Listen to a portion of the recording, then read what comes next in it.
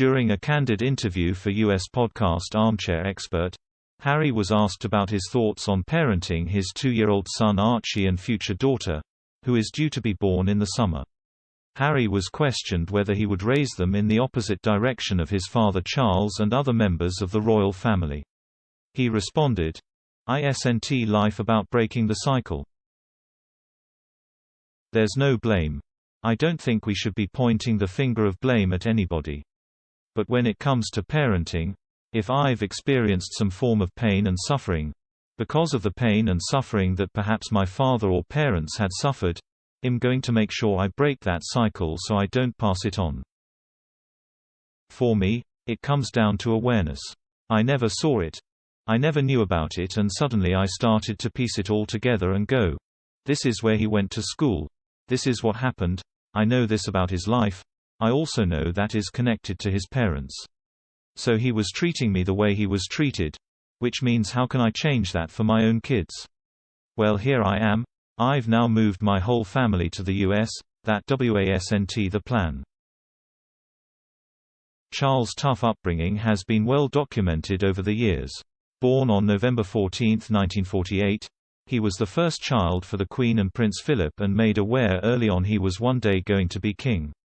His mother spent a lot of time separated from Charles as she carried out royal engagements abroad. Royal biographer Sally Beadle Smith wrote about Charles' tense relationship with his father in Prince Charles, "The Passions and Paradoxes of an Improbable Life." She said Charles was often belittled by his father's forceful personality as Philip worried his son was too soft. Philip even sent his son to Gordonston School, in Scotland, in 1962, in an attempt to toughen him up. But Charles is reported to have hated his time there and is believed to have previously described it as absolute hell.